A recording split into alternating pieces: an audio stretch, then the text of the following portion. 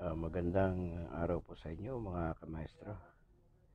Ngayon po ay araw ng Biyernes, buwan ng August, petsa 6. Mga kamaestro, medyo ipagpamanhin po ninyo kung medyo dumalang ang pag-upload ng video tutorial ng inyong kamaestro. Sapagkat sa hindi po inaasahang pangyayari, dahil po sa pandemya, tayo po ay naapektuhan. Opo, sa madaling salita po ay nagka-COVID-19 po ang inyong kamaestro. At sa awat tulong naman po ng Panginoon Diyos ay tayo naman po ay lahating nakaraos sa sakit na to. So ito mga kamaestro, ngayon muli may babahagi ako sa inyo. Kung maalala ninyo, ito yung ating Nissan Patrol Cream. Ito ay may mga kasama siyang molding at isang bumper sa harapan at isang hood. Ito yung ginawa natin na cream na Nissan Patrol. So, naging problema nito mga kamaestro, hindi naman po sa ating ginawa o trabaho. Ito yung dati niyang pintura, dalawang beses sa napinturahan, bumitiw siya sa kulay brown na kulay. Kumbaga nag-react siya. Nung pininturahan natin siya, nag-react siya. Umangat yung mga pintura sa lumang pagkakapintura. So, ngayon, ibabahagi ko sa inyo mga kamaestro kung anong paraan at dapat natin gawin sa hood na ito. Patuloy lamang niyo panoorin natin yung video tutorial at ang matutunan ninyo.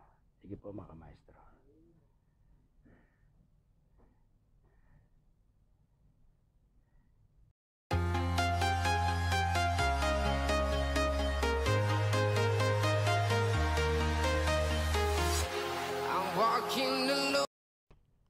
So ito na nga po yun mga kamaestro. Ito na yung sinasabi ko sa inyo na pinagmulan ng pag-angat ng pintura. So kung mapapansin niyo mga kamaestro, yung kulay brown na yan, yan yung tinatawag dito sa abroad na ADI, or kung tawagin sa atin ay base coat or metallic lang. So ang naging tendency niyan mga kamaestro, ito ay nakadalawang kulay na. Ang una palang kulay nito ay yung kulay brown na yan. Metallic siya? Metallic brown siya mga kamaestro. So yan pong hood na yan, ipapaalala ko sa inyo, yan yung hood ng Nissan Patrol na kulay cream. Kung mapapansin niyo yung kulay cream, yan yung ating ipinintura dyan. So yan yung ating ginawa, yung nasa ibabaw. Ito pala ay napinturahan na noon ng kulay brown. Yan. Nakulay na pala siya ng kulay brown noon. After nyan, siguro, hindi na gusto ng may-ari, ay pinabago niya. So, yung pangalawang gumawa, yan ay minasilyahan, yung rimeran, at yun makikita ninyo yung layer na kulay itim. Yan yung pangalawa niyang kulay. So, dyan tayo gumawa. Dyan tayo nagsimulang gumawa sa kulay itim na yon. So, itong hood na to ay carbon fiber. So, pagka mainit ang makina, mainit ang panahon, nagwe-wave yan. Kaya nangyari, nung nakadalawang pintura na siya, bali pangatlo na yung sa atin, yan ng kulay cream, ay nag-react yung ilalim. Ayan, kung mapapansin ninyo mga kamaestro, napakadali niyang kutkutin. Umaangat siya. So, ibig sabihin, hindi siya kumapit na mabuti sa ilalim, dyan sa kulay brown na yan.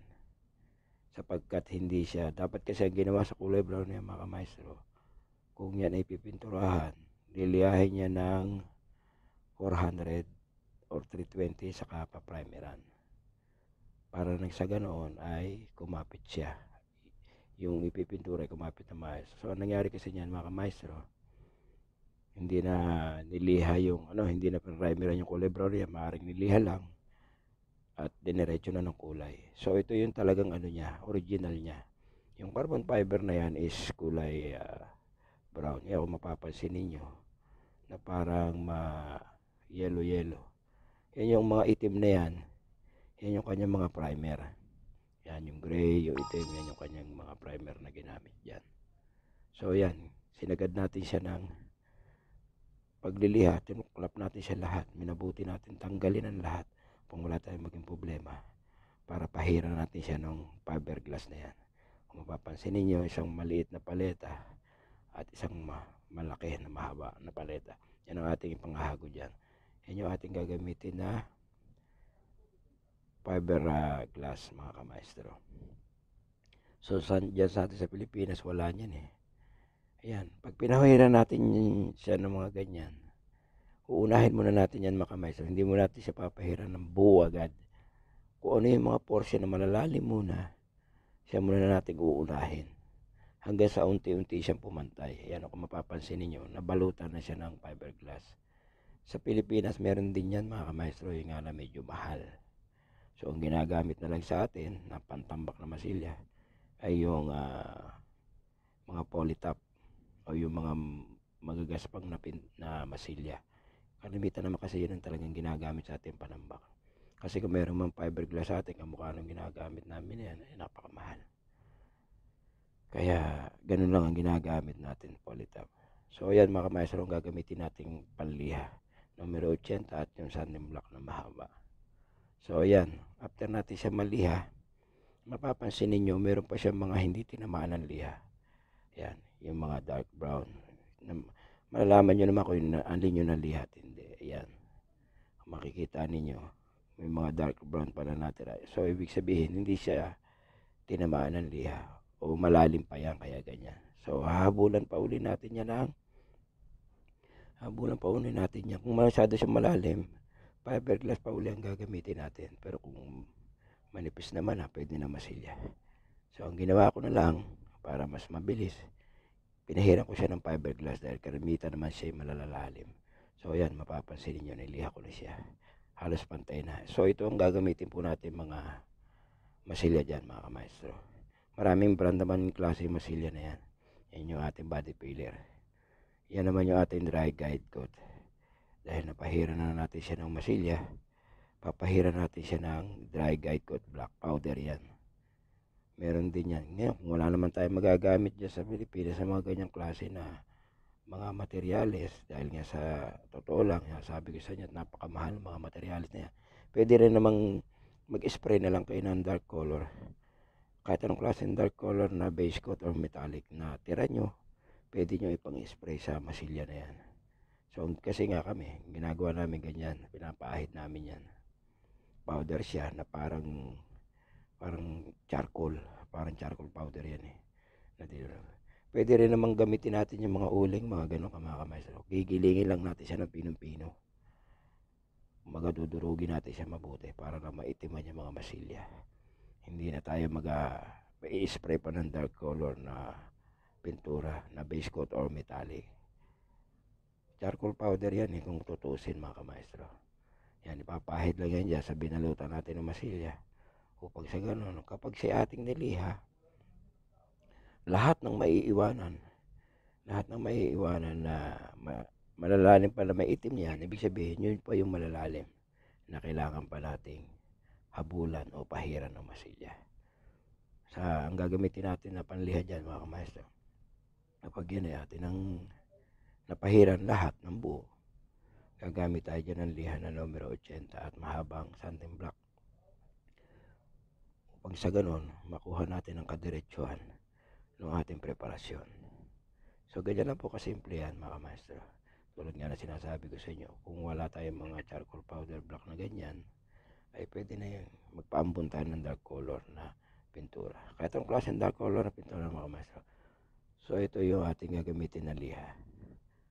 Numero 80 at yung mahaba na yan. Lilihahin na po natin yan, mga kamaestro. Para sa ganun, makita pa natin yung ating mga dapat na habulan para masilya kung sakali. Ayan, numero 80 po yan. Yan po yung sanding block na gamit natin. Pwede rin naman po kahit anong klaseng sanding block. Tulad ng mga fiberglass o kahit kahoy na mga mulawin or yakal na tinatawag. Basta diretso, mga kamaestro.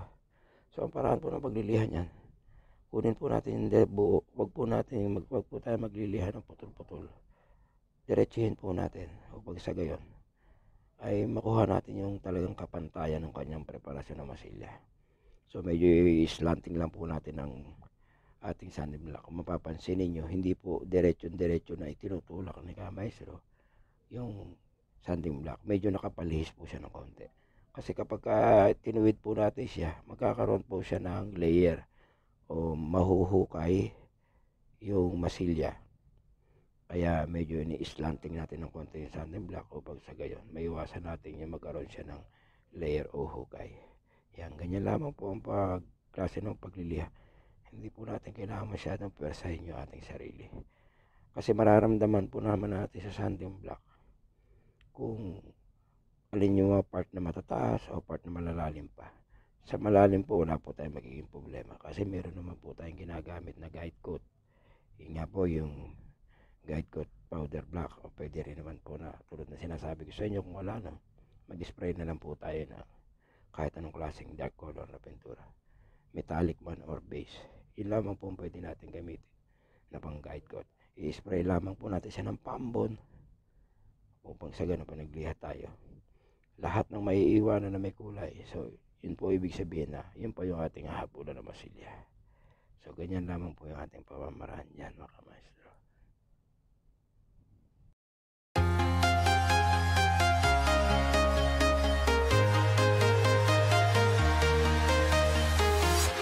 I'm walking alone, the streets are empty.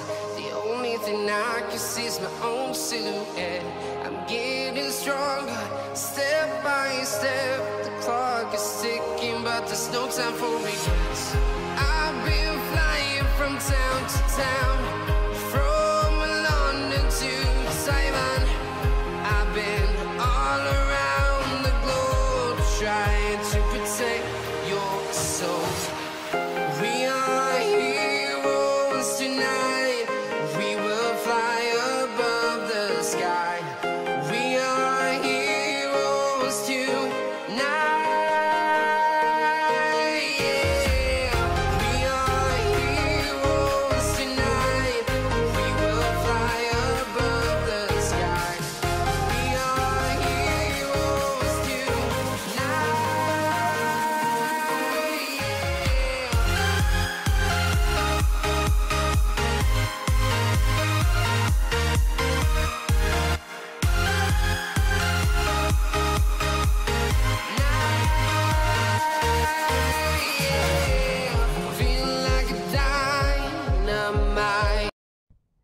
So yun nga po mga kamaestro, after natin magliha, ayan, lagi ko sinasabi sa inyo, yan ang kagandahan na tayo nag-guide coat. Yan, lahat po ng malalalim na yan, yan po mga itim na yan po yung malalalim, yan po yung hahabulan natin ng masilya pa. So ang ginagamit ko pong masilya dyan, ako po yung naglalagay ng dark color upang madali ko makita, tulad po nito. Yan, kahit anong dark color po ang nilalagay ko, yan po i-way ko lamang, pamamaraan ko lamang po yan para madali ko siyang makita. So after nan, tayo po ay ayan, nakapaghagod na lahat ng nakita niya maitim na ating iatan na nating hinabulan. So yan, niliyahin na po natin ulit yan mga kamaestro. Sige po, till next video po tayo.